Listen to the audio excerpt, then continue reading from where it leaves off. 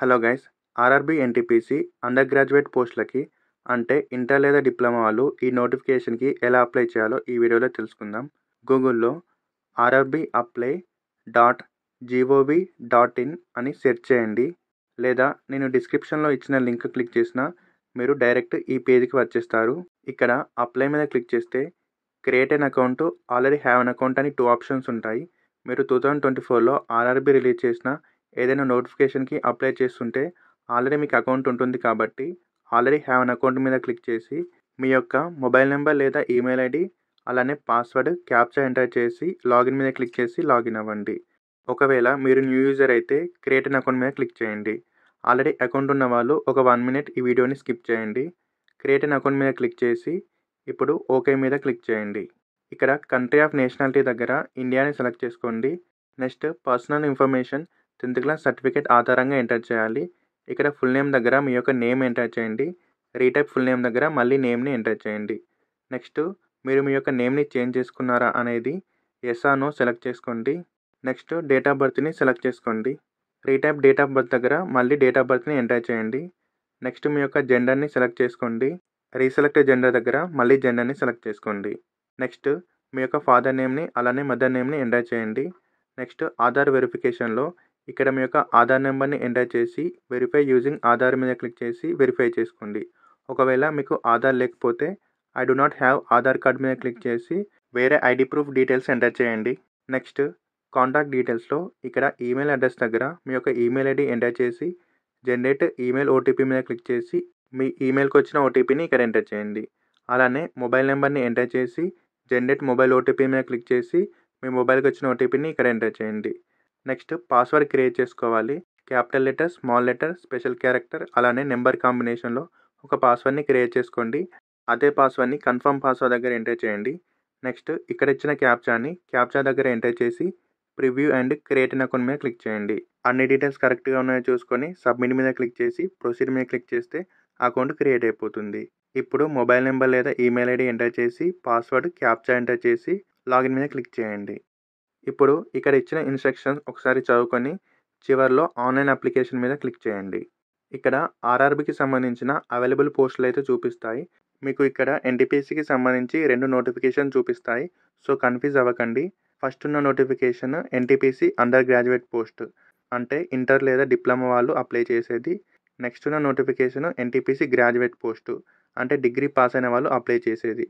So మనం ఇప్పుడు inter లేదా డిప్లొమాకి అప్లై చేస్తున్నాం కాబట్టి ఎన్టీపీసీ అండర్ గ్రాడ్యుయేట్ పోస్ట్లో ఇక్కడ సెలెక్ట్ మీద క్లిక్ చేసి మీరు ఏ జోన్కి అయితే అప్లై చేయాలనుకుంటున్నారో ఆ జోన్ని సెలెక్ట్ చేసుకోండి. తర్వాత ఇక్కడ చెక్ బాక్స్ క్లిక్ చేసి నెక్స్ట్ మీద క్లిక్ చేయండి. ఇక్కడ కొన్ని పర్సనల్ డీటెయిల్స్ ఆల్రెడీ ఫిల్ అయ్యే ఉంటాయి. మీరు ఫిల్ చేయాల్సింది ఇక్కడ మ్యారిటల్ స్టేటస్ మీద క్లిక్ చేసి మీరు అన్మ్యారీడా మ్యారీడా అనే సెలెక్ట్ చేసుకోండి. నెక్స్ట్ మీ యొక్క రిలీజియన్ని సెలెక్ట్ చేసుకోండి. తర్వాత మీ యొక్క మదర్ టంగ్ని సెలెక్ట్ చేసుకోండి. నెక్స్ట్ మీరు ఎగ్జామ్ని ఏ లాంగ్వేజ్లో రాయాలనుకుంటున్నారో ఆ లాంగ్వేజ్ని సెలెక్ట్ చేసుకోండి. నెక్స్ట్ ఐడెంటిఫికేషన్ డీటెయిల్స్ ఎంటర్ చేయాలి, అంటే మీ పుట్టుమచ్చ డీటెయిల్స్. ఇది మీ యొక్క 10th మెమోలో ఉంటుంది. మీకు 2 ఐడెంటిఫికేషన్ మార్క్స్ ఉంటే 2 ఎంటర్ చేయండి, లేని చోట నో మార్క్ అని ఎంటర్ చేయండి. నెక్స్ట్ కమ్యూనిటీ డీటెయిల్స్లో కమ్యూనిటీ మీద క్లిక్ చేసి మీ యొక్క క్యాస్ట్ని సెలెక్ట్ చేసుకోండి. నెక్స్ట్ మీరు నాన్ క్రిమీ లేయర్ కిందకి వస్తారా అనేది ఎస్ ఆర్ నో సెలెక్ట్ చేసుకోండి. మీకు రిజర్వేషన్ రావాలంటే మాత్రం ఎస్ సెలెక్ట్ చేసుకోవాలి.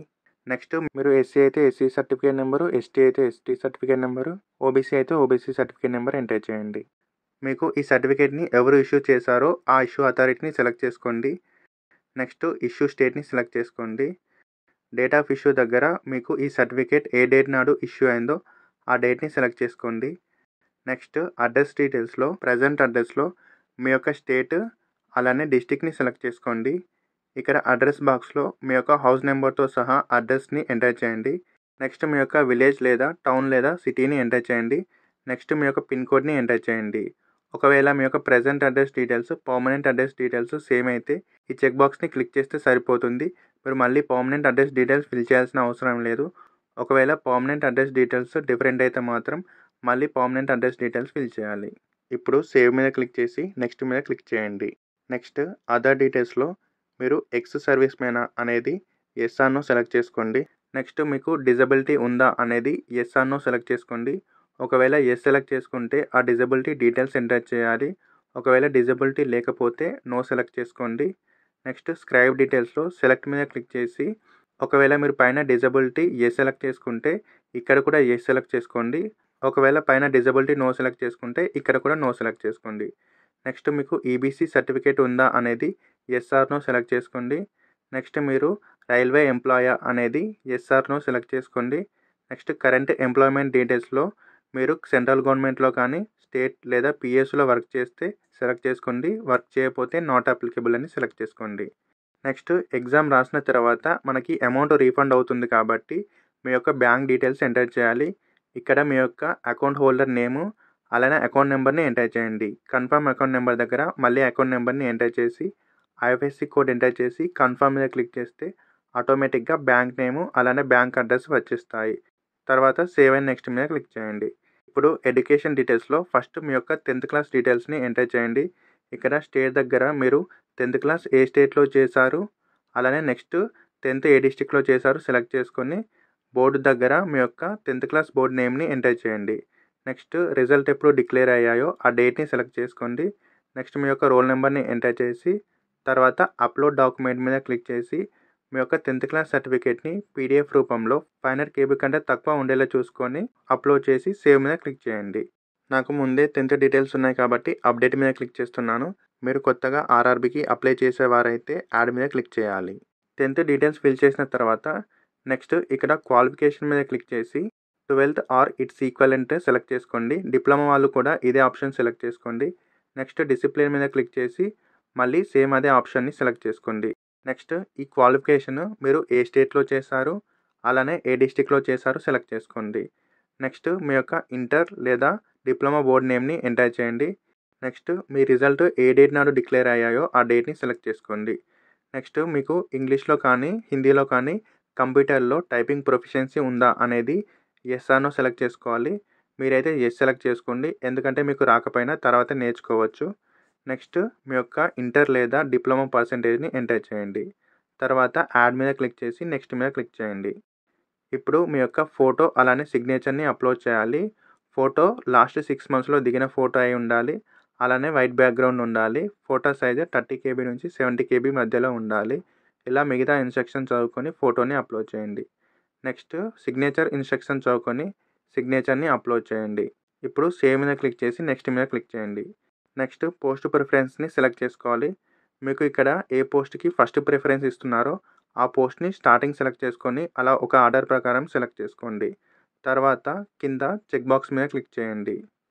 నెక్స్ట్ ఇక్కడ డిక్లరేషన్లో చివరి చెక్ బాక్స్ని క్లిక్ చేసి ప్లేస్ దగ్గర మీరు ఈ అప్లికేషన్ని ఎక్కడి నుంచి ఫిల్ చేస్తున్నారో ఆ ప్లేస్ని ఎంటర్ చేయండి. ఇప్పుడు సేవ్ మీద క్లిక్ చేసి ప్రివ్యూ అప్లికేషన్ మీద క్లిక్ చేయండి. ఇక్కడ అన్ని డీటెయిల్స్ కరెక్ట్గా ఉన్నాయో లేదో చెక్ చేసుకోండి. ఏమైనా మిస్టేక్స్ ఉంటే ఎడిట్ మీద క్లిక్ చేసి కరెక్ట్ చేసుకోండి. అన్నీ కరెక్ట్గా ఉంటే చెక్ బాక్స్ మీద క్లిక్ చేసి సబ్మిట్ మీద క్లిక్ చేయండి. మీరు వన్స్ అప్లికేషన్ సబ్మిట్ చేశాక ఎడిట్ చేసుకోవడానికి అయితే వీలుండదు. ఇప్పుడు సబ్మిట్ మీద క్లిక్ చేయండి. ఇప్పుడు పేమెంట్ అయితే చేయాలి. ఇక్కడ పేమెంట్ డీటెయిల్స్లో పే విత్ రాజోపే అలానే పే విత్ పేయూ అని ఉంటుంది. సో నేను ఇక్కడ పే విత్ రాజోపే మీద క్లిక్ చేశాను. ఇక్కడ డిఫరెంట్ పేమెంట్ ఆప్షన్ చూపిస్తాయి. మీరు నెట్ బ్యాంకింగ్, కార్డ్స్ మరియు యూపీఐ ద్వారా పేమెంట్ చేయొచ్చు. మీరు ఇక్కడ పే నౌ మీద క్లిక్ చేసి పేమెంట్ చేసి అప్లికేషన్ని ప్రింట్ తీసుకుంటే టోటల్ అప్లికేషన్ ప్రాసెస్ కంప్లీట్ అయిపోతుంది. ఇటువంటి మరిన్ని యూస్ఫుల్ వీడియోస్ కోసం మన ఛానల్ని సబ్స్క్రైబ్ చేసుకోండి. Thanks for watching.